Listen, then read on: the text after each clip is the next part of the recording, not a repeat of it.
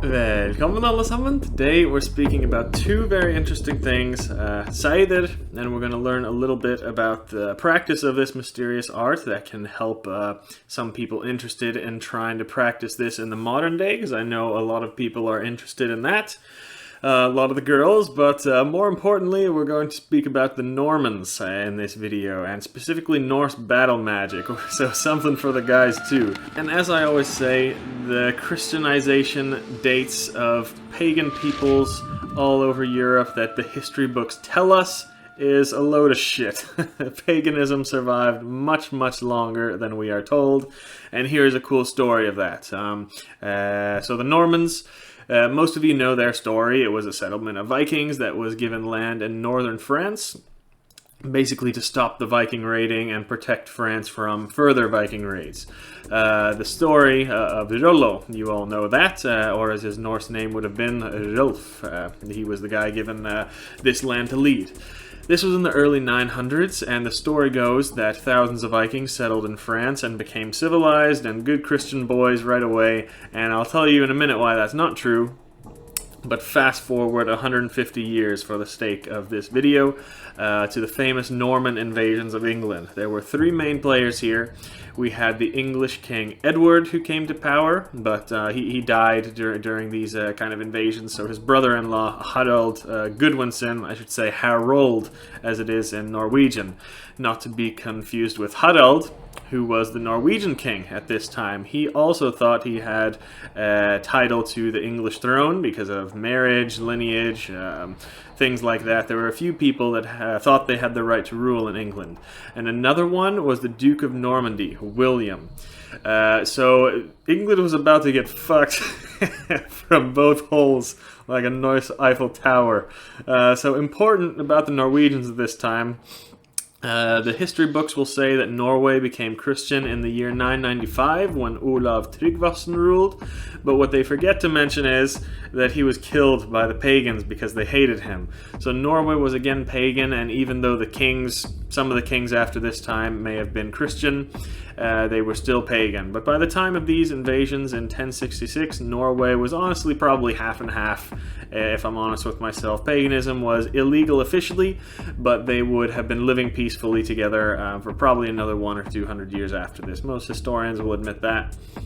The Normans, however, the history books tell us that the Vikings moved into Normandy in the year 911 and Christianized immediately, and they married French women, learned the language, and threw away all parts of their pagan culture. And most of that is true, but they didn't throw away their pagan beliefs. This invasion of England 155 years after they arrived in this area and became Christian, they brought with them a völva, a pagan witch, to chant war magic at their battle. So first, Harald and the Norwegians invaded England in the north.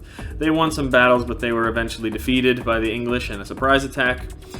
Just a few days later, the Normans invaded in the south of England with a large army, and the English King Harold had to run his men down south to fight them off with an already weakened force. So the Normans won easily, and William was the ruler of all England, a descendant of Rollo.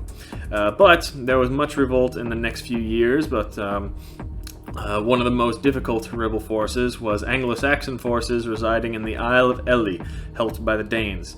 And William and the Normans could not break through to them. It was swampland all around, so one of William's advisors had a witch brought in from Normandy. A platform was built for her in the middle of the army, and she chanted curses, cast spells, and exposed her backside to the enemy, as the sources say. You know, she wasn't just cussing and mooning and showing her ass to the opposing army for the fun of it. This is seidr. This is krigsgalder, war magic. This is the same act as all the other descriptions of seidr that we have. Pretty much exactly the same as also Germanic tribes did in their battles more than 1,000 years before this, but I'll get into that in another video. The stories we hear about shield maidens and women near the battlefield, they were not there fighting necessarily. Most of the time they were chanting Galder, war magic, to help their men achieve victory. We have numerous Roman sources that tell about the ancient Germanic tribes doing something like this, and also some Scandinavian sources in the Viking Age as well. So what can we learn from all this about Seidr and war magic? So we please everybody in this video. Well, first, we learn about the Christianization of the Normans. That's the coolest thing for me to learn. Vikings had been here supposedly for 150 years, but then we had the King of England who brings in a völva from Normandy to do this pagan magic. This was very, very illegal, but we weren't quite at the point yet of throwing these witches in the fire. That came a few hundred years later in time. At the time, this pagan magic was illegal, but tolerated. We also learned that the Normans still carried strong pagan beliefs in this magic, even though they were probably not worshipping the Norse gods anymore. They were Christian, French-speaking people that had mixed in with the natives for 8 generations now, but pagan belief did not disappear. We can also learn about how common this was. These völva, or witches, were definitely not common. If they were that common, they could have found one in England, but no, one of William's advisors had to bring one in from Normandy. And these were nobles and kings, right? So they knew this woman, and they had some sort of regular, perhaps friendly relationship with her. At times like this in the history books, it'll tell us that pagans were kind of, at that time, second-grade citizens living like peasants out in the middle of nowhere, like a typical witch in the woods type folk tales. And there were those, of course. In general, the more remote peasant villages were the ones that remained pagan a lot longer, but there would have for sure been nobles that were a bit superstitious. They were maybe Christian, but they still held on to pagan belief, and probably hired these pagan witches full-time to be sort of like a spiritual guide. And this was in Normandy in 1066. So in Scandinavia, these witches would have been much more common for a lot longer in time. Even reading about witches from the 15 and 1600s. These are pagans. If you look at some of the practices of what they were doing, it's pagan magic, no different than what was done 1,000 years before this. And finally, we can learn a little bit about Seidr here. We don't know how this was practiced. There are a lot of fake people online saying that they do, but we just don't have enough information from the sources. But this source will give us one more idea.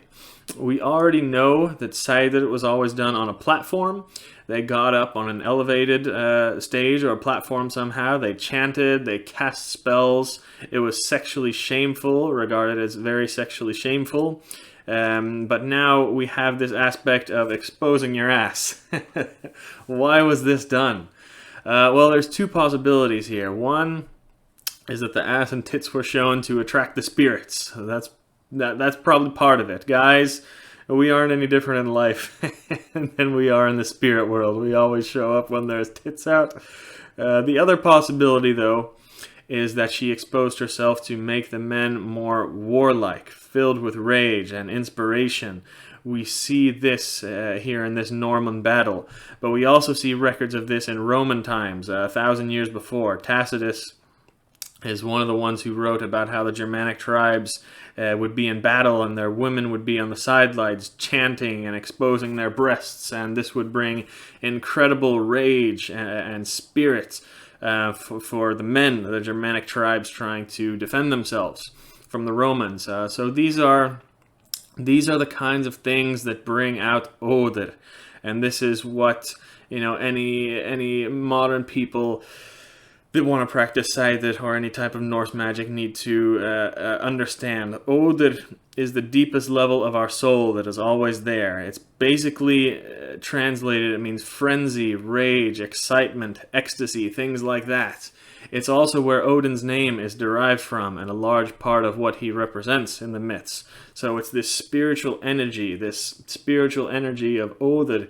What comes out when you're dying, fighting, you know, having sex in severe pain, or something really amazing happening, things like that.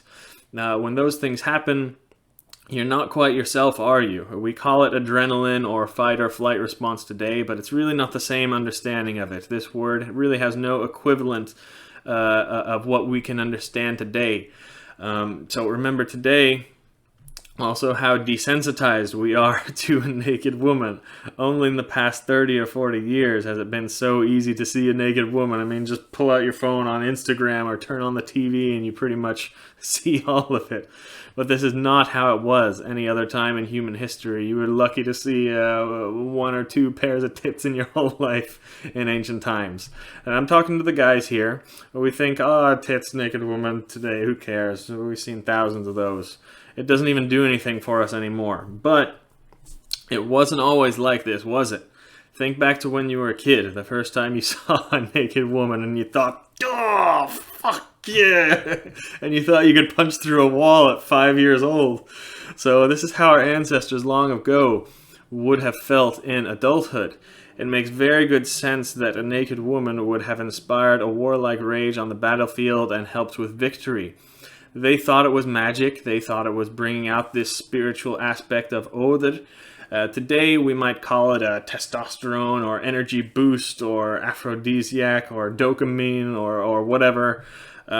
This is where kind of science meets spirituality. Probably a little bit of both are cool, but this is just some interesting stories for people who want to practice this in the modern day, for girls or guys. And I'll go into this in the next video in a bit more detail about Seidr and how to channel this and what the sources from ancient times say about that.